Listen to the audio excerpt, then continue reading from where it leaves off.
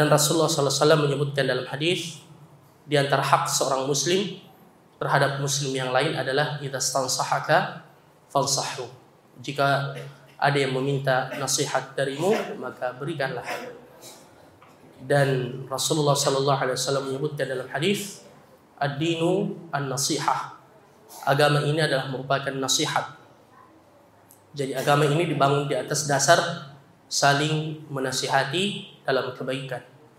Bahkan dengannya kita membebaskan diri dari kerugian dan kebangkrutan. Allah berfirman dalam Al-Quran, A'udzubillahi minasyaitonirrajim, Bismillahirrahmanirrahim, wal 'asr, demi masa, innal insana lafi khusr, sesungguhnya manusia berada dalam kerugian, illal ladzina amanu, kecuali orang-orang yang beriman, wa 'amilus shalihat, dan senantiasa mengerjakan amalan saleh, wa tawasaw bil haqq, dan saling bernasihat dalam kebenaran, wa tawasaw bis sabr, dan saling memberi nasihat dalam kesabaran. Insyaallah waktu yang singkat sampai menjelang Isya akan kita manfaatkan dengan sebaik-baiknya untuk menyampaikan 1-2 ayat dan hadis-hadis serta perkataan para ulama. Semoga dengannya Allah semakin menambah keimanan kita dan menambah perbekalan kita dalam rangka kita hidup di dunia yang mana kita akan kembali kepada Allah Subhanahu wa taala, mempertanggungjawabkan segala apa yang kita lakukan. Bapak Ibu saudara-saudara sekalian, tentu kita semua adalah manusia biasa yang tidak pernah luput dari dosa dan kesalahan. Siapapun kita.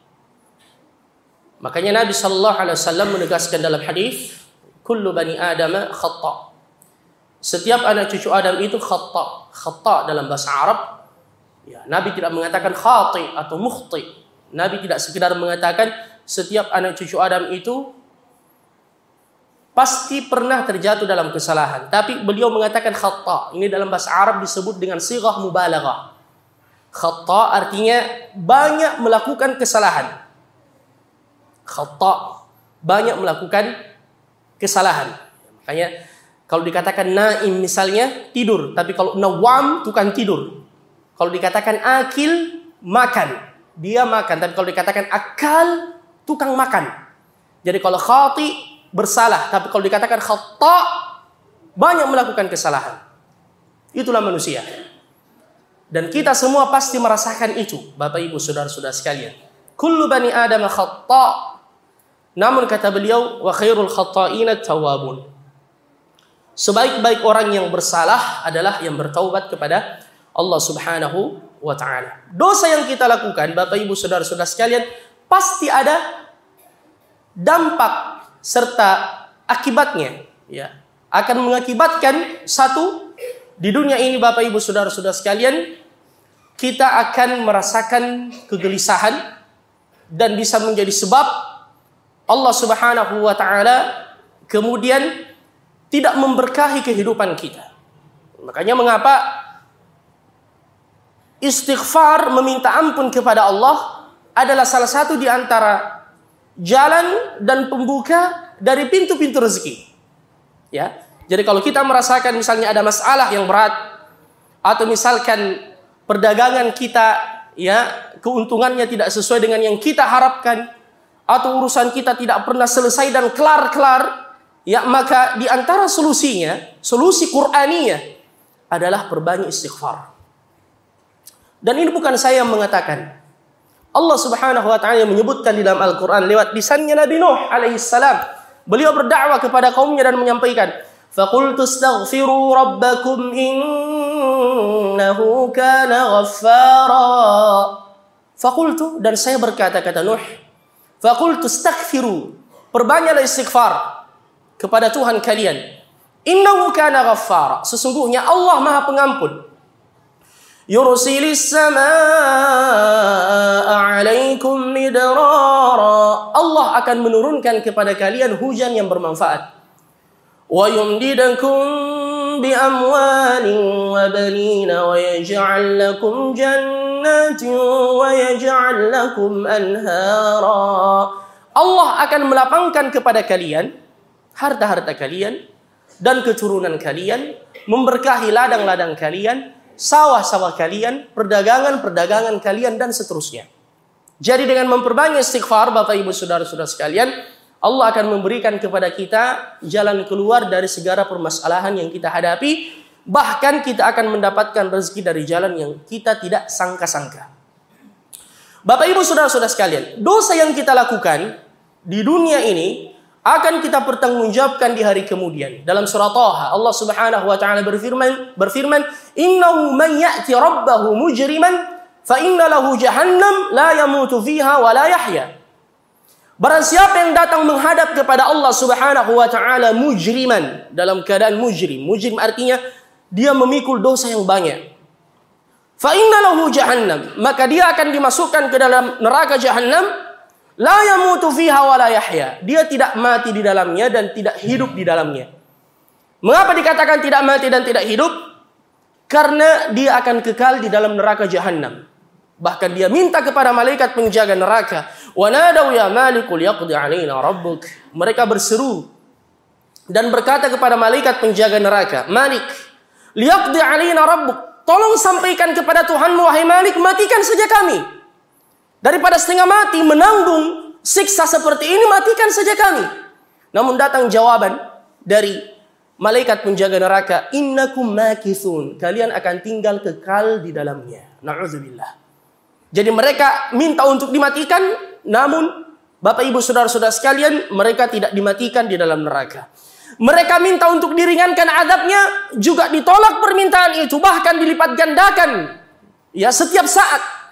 Makanya Allah berfirman dalam Al-Quran, وَهُمْ يَسْتَرِخُونَ فِيهَا رَبَّنَا أَخْرِجْنَا نَعْمَلْ صَالِحًا غَيْرَ الَّذِي كُنَّا نَعْمَلْ وَهُمْ يَسْتَرِخُونَ فِيهَا.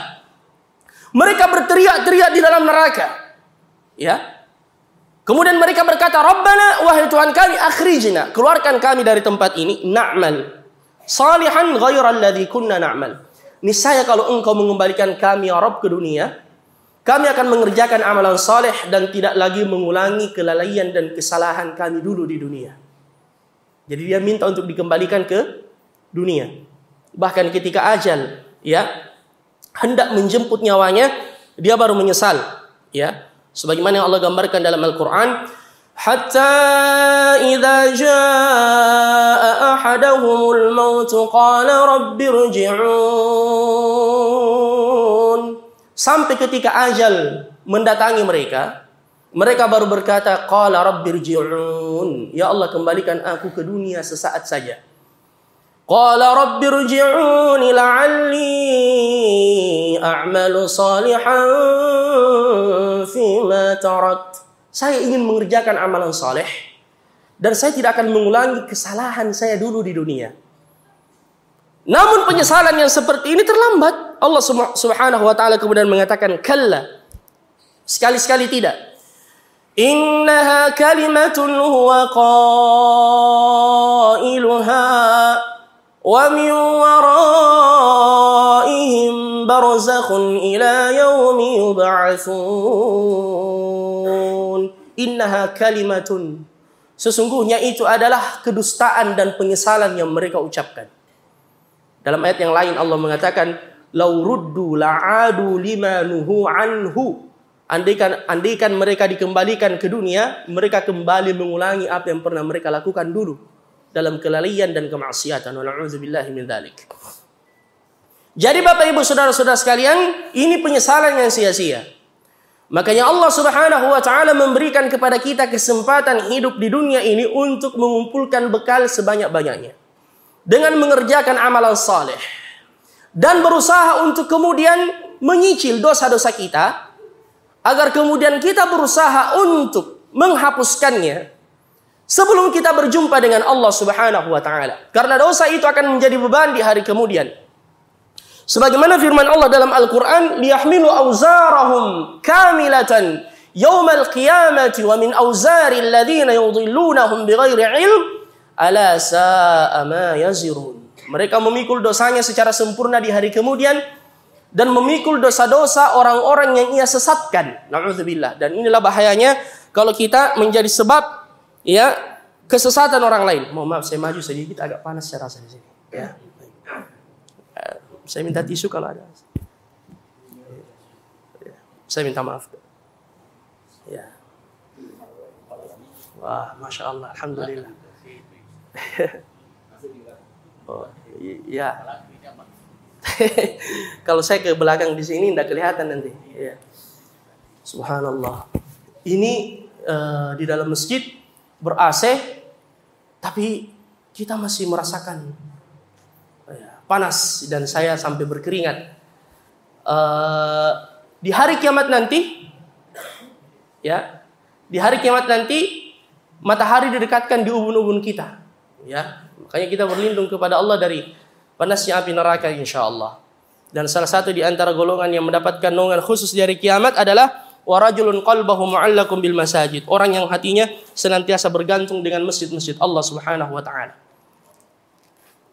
Saya tidak tahu kenapa di Indonesia saya padahal di Sudan dulu saya hidup lama di sana, kurang lebih 5 tahun.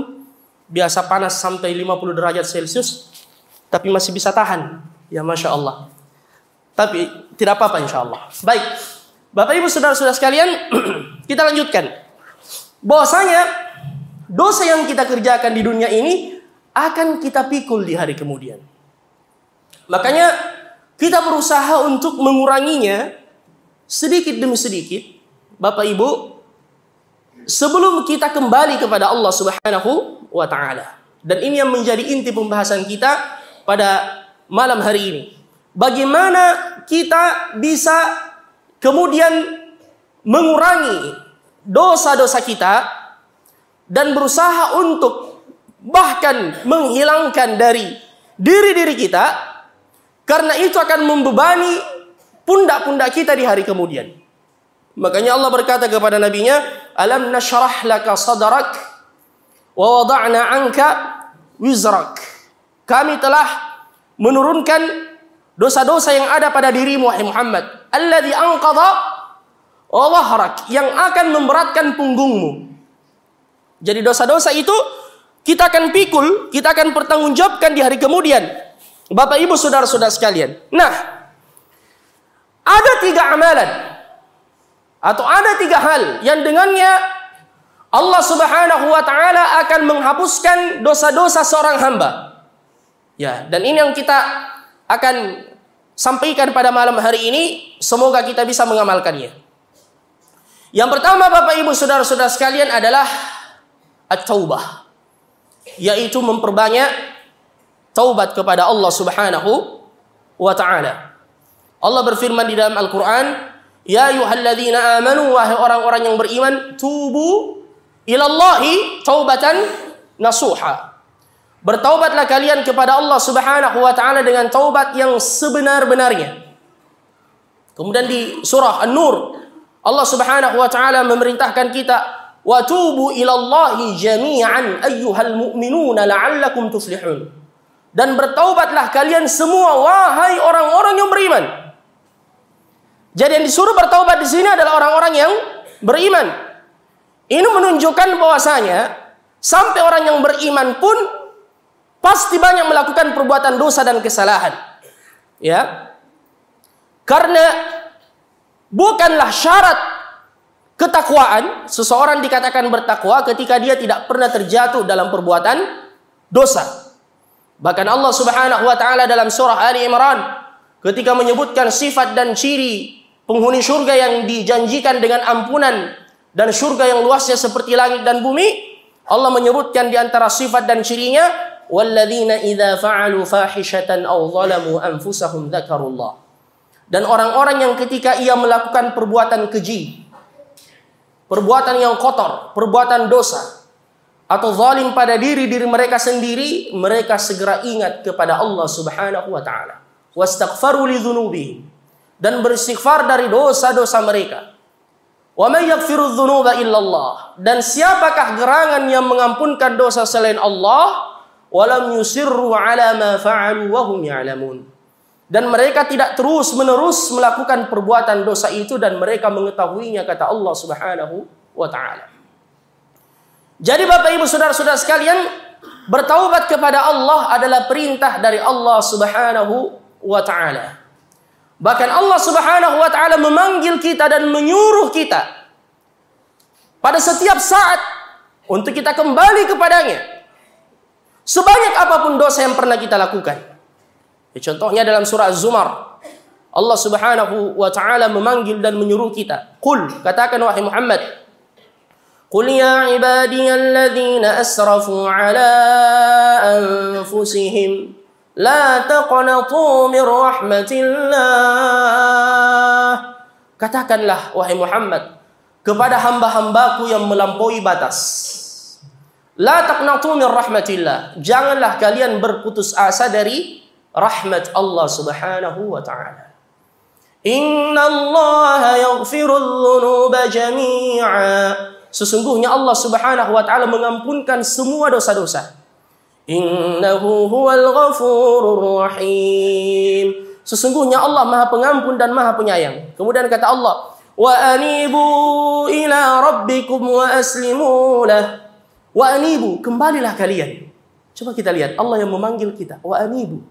Al-inabah artinya al-audah, kembali. Ya, mungkin kaki kita melenceng, mungkin kita jauh dari syariat Allah Subhanahu wa ta'ala, terlalu lama larut dalam kemaksiatan, Allah memanggil kita wa anibu. Ya, bahasa Bugisnya mungkin li sukumai. Begitu ya. Kembalilah ila rabbikum, kepada Tuhan kalian, wa aslimu lahu, serahkan diri kalian kepada Allah. Min qabli ayyatiyakumul azab, sebelum datang azab, thumma la tunsarun, kemudian tidak ada yang mampu menolong kalian. Mumpung ada kesempatan.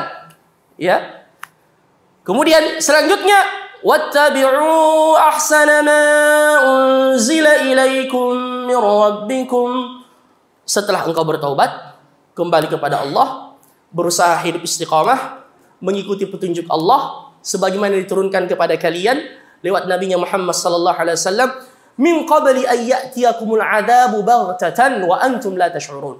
Sebelum datang azab yang sifatnya tiba-tiba dan kalian tidak menyadarinya, terutama kematian, sebelum datang ajal yang datangnya tiba-tiba dan kalian tidak menyadarinya, barulah kemudian kalian berkata, kata Allah, antaqula nafsun ya hasrata ala ma farrattu fi jambillah. Baru dia menyesal, dia mengatakan, aduhai, mengapa dulu saya di dunia banyak lalai, banyak bermaksiat kepada Allah Subhanahu wa ta'ala. Baru menyesal, Bapak Ibu Saudara-saudara sekalian. Atau dia menyalahkan takdir, atau dia berkata, lau anna Allah hadani lakuntu minal muttaqin. Dia berkata, andaikan saya diberi hidayah dan petunjuk oleh Allah, saya termasuk orang yang bertakwa. Dan ini yang banyak kita dengar dari orang yang ketika kita ajak pada kebaikan, kita panggil dia ke masjid untuk mengerjakan salat, apa dia bilang? Urus dirimu sendiri, jangan aku urus, Kak. Kalau saya dapat hidayah, dapat tonja itu. Ya, dia berhujjah dengan itu, tapi hujjah itu, alasan itu ditolak di hari kiamat. Au taqula hina taral adzab, atau dia berkata ketika dia baru melihat azab yang selama ini dia dustakan, lau anna li karratan fa akuna minal muhsinin. Andaikan saya diberikan kesempatan hidup lagi untuk kedua kalinya di dunia, saya termasuk orang yang baik. Ya, namun Allah menjawabnya, bala, betul, qad ja'atka ayati, telah datang kepadamu ayat-ayatku. Fakadzdzabta biha, namun engkau mendustakannya, wastakbarta, dan engkau menyombongkan diri. Dan ini bahaya, kesombongan itu yang menyebabkan seseorang terhalangi dari kebenaran, Bapak Ibu Saudara-saudara sekalian. Dia tidak mau menerima syariat Allah Subhanahu wa ta'ala. Dia tidak mau tunduk kepada perintah Allah dan Rasulnya Muhammad sallallahu alaihi wasallam. Wa kunta minal kafirin, dan engkau termasuk orang yang kafir, engkau termasuk orang yang menolak apa yang datang dari Allah. Kemudian kata Allah, wa yawmal qiyamati taral ladzina kadzabu 'ala Allahi wujuhuhum muswaddah. Di hari kiamat nanti engkau melihat wajah orang-orang yang mendustakan Allah itu menjadi hitam legam. Na'udzubillah. Jadi di hari kiamat sebagaimana kata Allah, yauma tabyaddu wujuhu wa taswaddu wujuh. Sebagian wajah ada yang diputihkan, yang bercahaya, yang bersinar, yang terang benderang, dan sebagian cahaya dihitamkan oleh Allah Subhanahu wa taala. Na'udzubillahi min dzalik. Ya, jadi Bapak Ibu saudara-saudara sekalian, ini seruan dari Allah Subhanahu wa taala untuk kita kembali kepadanya sebanyak apapun dosa yang pernah kita lakukan di masa silam. Ya, karena hati-hati, ada dua senjata syaitan bagi orang yang melakukan perbuatan dosa. Yang pertama, syaitan itu berkata kepadanya, kau sudah terlalu banyak dosamu, tidak mungkin lagi Allah mengampunkanmu. Ini yang pertama. Dia menganggap dirinya sehingga dia berputus asa. Makanya Allah mengatakan, la taqnatu min rahmatillah. Jangan kalian berputus asa dari rahmat Allah. Ya, sehingga dia mengatakan, terlanjur nih, tak kalah nih, jam aku bertaubat. Ya, mumpung kau masih hidup terus aku seperti itu. Na'udzubillah. Yang kedua, taswif, menunda-nunda taubat. Dia mengatakan, kau masih muda, masih panjang umurmu, puas-puaskan dulu hidupmu. Tua paku nanti, pulang paku dari tanah suci, datang di bulan Ramadan, baru kau bertaubat. Padahal dia tidak tahu kematian bisa datang kepadanya kapanpun dan dimanapun dia berada. Jadi Bapak Ibu saudara-saudara sekalian, sebelum kesempatan ini ditutup oleh Allah, maka kita selalu memperbaharui taubat kita kepada Allah Azza wa Jalla. Dan taubat itu Bapak Ibu saudara-saudara sekalian, ada 5 syaratnya. Mungkin ada yang bertanya, bagaimana agar taubat kita atau permohonan ampun saya diterima oleh Allah?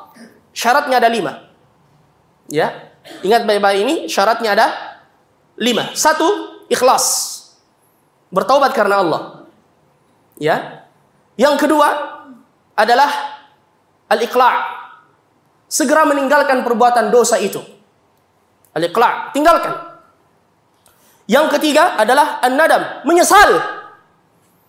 Kalau ada orang yang sudah meninggalkan perbuatan dosa, namun dia bangga ceritakan kiri kanan, apalagi dia sampai tulis di Facebook atau dia sebarkan di media sosial, ini belum terpenuhi syarat taubatnya. Ya. Jadi dia menutupi dirinya, kemudian dia menyesalinya, kemudian dia tidak perlu ceritakan kepada siapapun. Bapak Ibu saudara-saudara sekalian, makanya adab seorang ustadz atau mufti, kata para ulama, kalau ada orang yang datang kepadanya, misalkan dia mau curhat, dia mau bertaubat, dia mau hijrah, ya, kemudian dia mau menceritakan perbuatan dosanya yang selama ini dia kerjakan. Misalnya dia berkata seperti, Ustaz, saya mau hijrah, saya mau bertaubat kepada Allah. Misalnya Ustaz mengatakan, alhamdulillah, baik akhi. Kemudian dia berkata, Ustaz, saya dulu pernah begini. Sang Ustaz ini di antara adab mengatakan, cukup, tidak usah lanjutkan. Ya, cukup Anda yang tahu dan bertaubatlah dengan taubat yang sebenar-benarnya kepada Allah Subhanahu wa taala. Tutupi aibnya. Tidak perlu kemudian sang ustaz mengatakan, apa yang kau lakukan dulu, ceritakan coba dari A sampai Z. Tidak boleh. Ya. Hendaknya dia menutupi aib saudaranya. Man satara musliman satarahu Allahu yaumal qiyamah. Siapa yang menutupi aib saudaranya, ditutupi aibnya nanti di hari kemudian, kata Rasulullah sallallahu alaihi wasallam. Ya. Jadi Bapak Ibu saudara-saudara sekalian, ini syarat yang ketiga adalah an-nadam, menyesal apa yang pernah ia lakukan. Sebagaimana saya katakan tadi, sebanyak apapun dosa yang pernah ia lakukan. Allah menyuruh kita dalam haditsun qudsi. Ini hadis qudsi. Allah yang berfirman, "Ya ibna Adam, wahai anak Adam, innaka ma da'utani wa rajautani thumma astaghfartani ghafartu laka wa ana la ubali ala ma kana mink." Innaka ma da'utani wa rajautani. Selama engkau berdoa kepadaku dan mengharapkanku dan meminta ampun dariku, kata Allah, ghafartu lak, saya mengampunkan dosamu. Kemudian kata Allah, wala ubali. Apa artinya la ubali?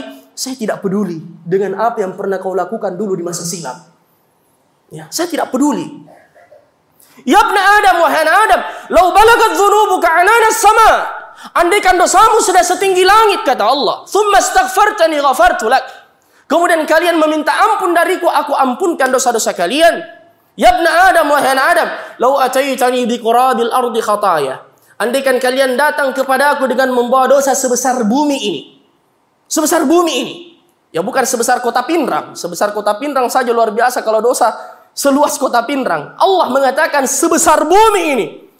Tsumma astaghfartani, kalian memohon ampun dariku, walam tusyrik bi syai'a, dan tidak mempersekutukanku, la ataituka biqurabiha maghfirah. Saya memberikan ampunan, kata Allah, sebesar itu pula.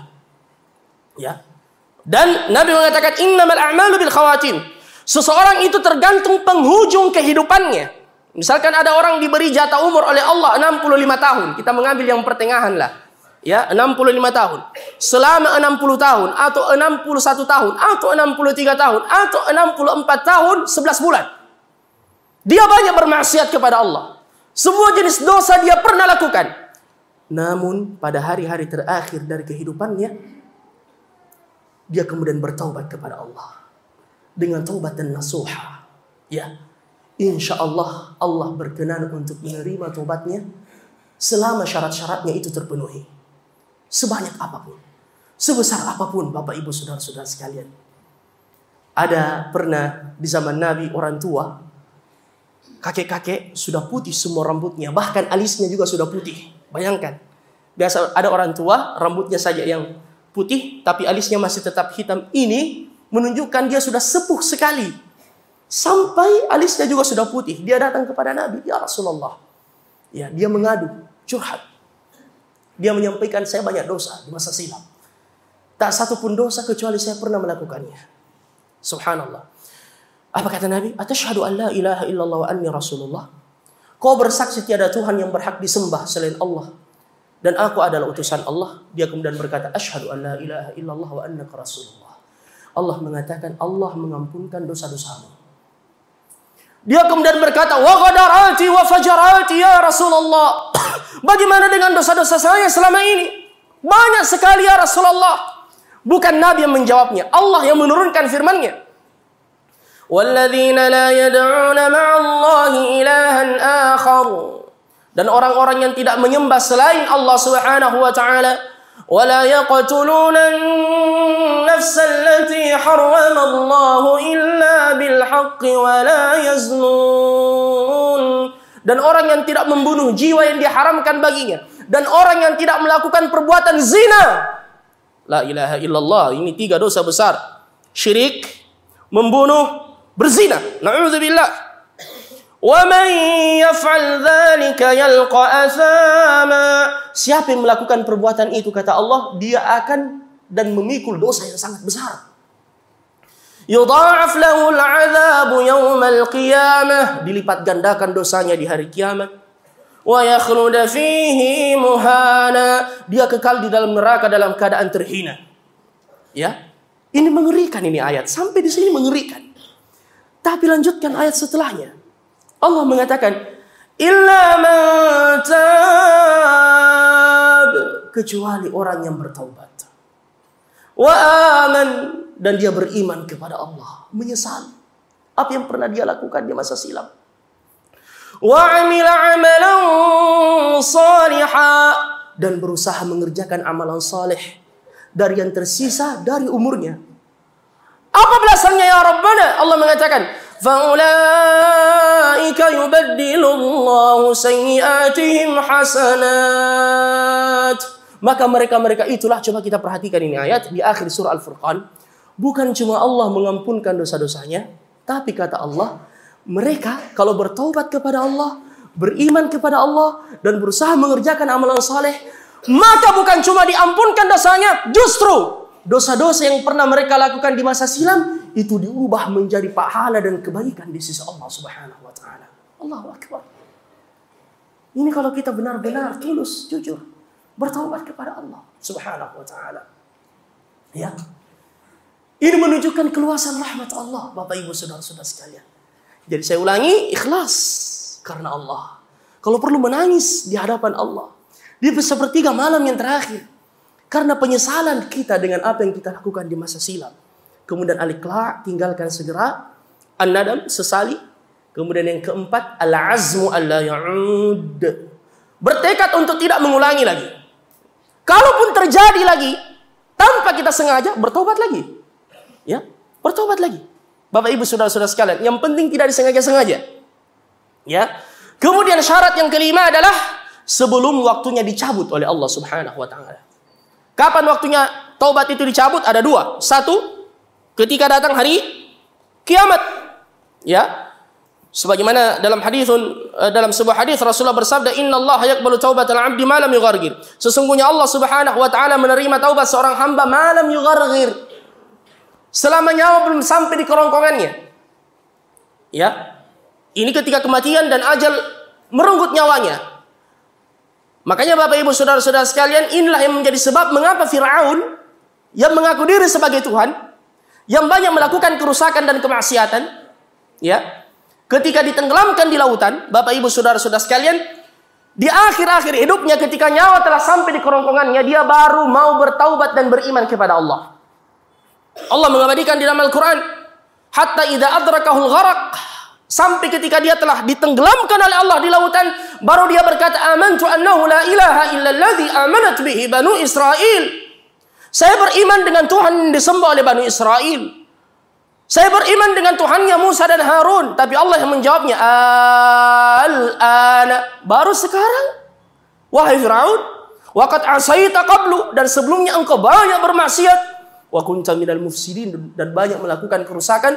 Kemudian kata Allah, al-yawma nunajjika bibadanika litakuna liman khalfaka ayah. Hari ini setelah kami tenggelamkan kau wahai Fir'aun, nunajjika. Nunajjika artinya kami mengapungkan jasadmu ke atas agar dilihat oleh kaum Bani Israel yang selama ini mereka mendapatkan penyiksaan dan penindasan dari Fir'aun, sehingga mereka benar-benar melihat bahwasanya inilah akhir dari sebuah kezaliman. Kezaliman itu sekuat apapun pasti akan hancur pada akhirnya. Bapak Ibu saudara-saudara sekalian, Allah tidak akan pernah biarkan kezaliman itu terjadi, walaupun dia berkuasa, walaupun dia memiliki semua perangkat dan seterusnya seperti Fir'aun. Makanya Allah ketika menenggelamkan Fir'aun, Allah mengatakan nunajjika, kami mengapungkan jasadmu agar dilihat oleh kaum Bani Israel yang lemah-lemah itu bahwasanya sekuat apapun orang, kalau dia zalim, inilah akhir kehidupannya. Wa saya'lamul ladzina zalamu ayya munqalabin yanqalibun, kata Allah Subhanahu wa taala. Jadi Bapak Ibu saudara-saudara sekalian, mari kita setiap saat memperbanyak taubat, memperbanyak istighfar kepada Allah Subhanahu wa taala. Bahkan kalau perlu lisan kita ini selalu beristighfar, astagfirullah, astagfirullah, astagfirullah, astagfirullah. Ya, sambil kita berjalan, sambil kita bekerja, sambil kita masak di dapur ibu, sambil menggoreng nasi, astagfirullah, astagfirullah, astagfirullah, astagfirullah. Sambil berkendara, astagfirullah, astagfirullah. Kata Nabi, tuba liman wajada fi sahifati istighfaran katsira. Sungguh beruntung orang yang mendapatkan pada catatan amalannya di hari kemudian tertulis banyak istighfar. Kalau kita tidak mampu menyaingi orang-orang saleh dalam kesalehan dan amalan saleh mereka, jangan kalah bersaing dengan orang-orang yang banyak berdosa untuk banyak beristighfar kepada Allah Subhanahu wa taala. Berbanyak istighfar. Man lazama al-istighfara, kata Nabi, siapa yang banyak beristighfar, lazama, ya, bibirnya selalu beristighfar dan dia mengakui ya kekurangan itu di dalam dirinya. Ja'alallahu lahu min kulli hammin faraja wa min kulli dhiqin makhraja wa razaqahu min haitsu la yahtasib. Allah akan memberikan kepadanya jalan keluar dari masalah yang ia hadapi, kemudian dilapangkan dari kesempitan yang menghimpitnya dan diberikan jalan atau rezeki dari jalan yang ia tidak sangka-sangka, kata Rasulullah sallallahu alaihi wasallam. Bahkan Bapak Ibu saudara-saudara sekalian, setiap selesai kita salat, apa yang pertama kita baca? Assalamualaikum warahmatullah. Assalamualaikum warahmatullah. Apa yang kita baca setelahnya? Astagfirullah, astagfirullah, astagfirullah. Saya bertanya, kenapa kita beristighfar? Nah, baru-baru kita salat. Ibadah yang paling agung, ibadah yang paling mulia. Kita tidak baru saja misalnya melaksanakan atau melakukan perbuatan dosa. Setelah kita salat, kita beristighfar. Ya, sama juga Nabi kita. Setelah sempurna beliau menjalankan tugasnya sebagai Nabi, maka turun surah An-Nasr, termasuk di antara surah yang terakhir diturunkan kepada Nabi. Yang kata Ibnu Abbas, ini adalah isyarat dari Allah tentang dekatnya ajal beliau. Idza jaa nasrullahi wal fath wa ra'aitan nasa yadkhuluna fi dinillahi afwaja fasabbih bihamdi rabbika. Lanjutkan. Wastaghfirhu. Nabi disuruh beristighfar. Ya, wastaghfirhu. Baik. Ketika kita menunaikan ibadah haji, wukuf di padang Arafah tanggal 9 dan setelah terbenam matahari, kita berangkat menuju ke Masy'aril Haram, ke Muzdalifah. Apa kata Allah? Tsumma afidu min haitsu afadhan nas. Kemudian berbondong-bondonglah kalian menuju tempat di mana orang-orang berbondong-bondong ke sana, Al-Masy'aril Haram. Tsumma afidu min haitsu afadhan nas wastaghfirullah. dan perbanyaklah istighfar kepada Allah. Padahal baru-baru kita wukuf. Puncaknya ibadah haji. Mengapa Bapak Ibu Saudara-saudara sekalian? Karena boleh jadi ibadah yang kita kerjakan itu belum sesuai dengan yang diinginkan oleh Allah Subhanahu wa taala. Salat yang kita kerjakan Bapak Ibu Saudara-saudara sekalian belum tentu dan belum sesuai dengan yang diinginkan oleh Allah Subhanahu wa taala. Mungkin ada sementara salat Allahu Akbar. Dia hitung-hitung siaga pengelik website. Ya, berapa pembelinya hari itu? Ya, inrenan, ingeramanan. Ya, barang-barang yang hilang di rumah dia ingat dalam salat. Betul atau tidak? Banyak orang dia cari kuncinya di rumah. Ya, kayak kata Abiro. Ya, di setengah mati curi. Pas dia takbir, Allah. Ternyata di bawah bantal. Ya. Dan itu mengurangi kualitas salat kita, Bapak Ibu Saudara-saudara sekalian. Ya. Makanya setelah kita salat, astagfirullah, astagfirullah, astagfirullah. Salat yang baru saja kita tunaikan tadi tabe. Saya tanya, apa tadi yang dibaca oleh imam di rakaat yang pertama? Setelah Fatihah. Apa yang dibaca imam pada rakaat yang kedua setelah Fatihah? Mungkin kebanyakan di antara kita lupa. Ya, ada baca den riman rahimahnya. Ya. Subhanallah. Inna fi salati la syughul. Ya syughula. Kata Nabi, dalam salat itu banyak yang menyibukkan. Apalagi syaitan datang, dia mengatakan ingat ini, ingat ini, ingat itu, ingat itu. Ya. Dan ini kekurangan Bapak Ibu Saudara-saudara sekalian. Ya, makanya inilah makna mengapa Nabi mengatakan tidak ada yang masuk surga dengan amalannya, tapi dengan rahmat dari Allah Subhanahu wa taala. Adapun amalan ini yang mengundang rahmat Allah Azza wa Jalla. Karena dibandingkan dengan ibadah yang kita kerjakan tidak sesuai dengan yang diinginkan oleh Allah, ditambah lagi dengan dosa-dosa kita Bapak Ibu Saudara-saudara sekalian. Sudah masuk waktu? Ya, baru poin pertama ini aja. Masih ada poin kedua dan poin ketiga. Baik, tidak apa-apa. Ya, sampai masuk waktu azan ya. Diingatkan saja. 5 menit lagi mungkin ya. Ya. Baik. Kalau di sini sudah lewat. Ya. Ini dia, waktu Indonesia apa ini? Oh, ini yang benar. Isya 19.15. 2 menit lagi. Subhanallah. Baik, 2 menit lagi. 2 poin dalam 2 menit. Sebenarnya 1 poin itu 1 tablik akbar, ya. Tapi tidak apa-apa kita ringkas untuk jamaah masjid tarbiyah, ya. Yang kedua, yang menghapuskan dosa-dosa kita Bapak Ibu Saudara-saudara sekalian adalah al-hasanat, kebaikan-kebaikan yang kita kerjakan. Ini juga rahmat dari Allah. Tidak setiap saat kita bertaubat, bahkan mungkin terkadang kita lalai. Tapi ibadah yang kita kerjakan ini menjadi penggugur dosa-dosa. Dalam hadis Rasulullah bersabda, as-salawatul khams, salat 5 waktu antara yang satu dengan yang lain. Wal jum'atu ilal jum'ah, Jumat yang satu dengan Jumat berikutnya. Wa ramadhanu ila Ramadan, Ramadan yang satu dengan Ramadan berikutnya. Dan sebentar lagi kita memasuki bulan suci Ramadan. Amin. Allahumma balighna Ramadan. Semoga Allah menyampaikan kita dengan bulan suci Ramadan. Wal umratu ilal umrah, umrah yang satu dengan umrah berikutnya. Kata Nabi, mukaffirat lima bainahun, penghapus dosa-dosa di antara keduanya. Berguguran dosa-dosa kita. Ya. Bapak Ibu Saudara-saudara sekalian, di antara keduanya ada penghapus dosa-dosa yang sifatnya harian, ada pekanan, ada tahunan, ada dalam sekali seumur hidup kita. Bahkan ada amalan yang bisa menggugurkan dosa-dosa sampai dosa besar. Apa itu? Berbakti kepada kedua orang tua, terutama pada ibu. Jadi kalau kita ada dosa besar, di antara penggugur dosa-dosa amalan yang paling mulia adalah berbakti pada orang tua, terutama ibu. Ya, Ibnu Abbas pernah ditanya, seorang pemuda dia datang, ya Ibnu Abbas. Ya. Menceritain. 1 menit lagi ya. Tabe. Ya Ibnu Abbas, saya banyak melakukan perbuatan dosa. Ya, saya pernah membunuh orang di masa silam. Ibnu Abbas bilang, kenapa? Dia bilang, saya jatuh cinta pada seorang wanita, datang melamarnya. Ditolak lamaran saya. Pas laki-laki lain yang datang melamar, diterima. Sakit hati saya bunuh dia. Ini bahayanya kalau lamaran ditolak.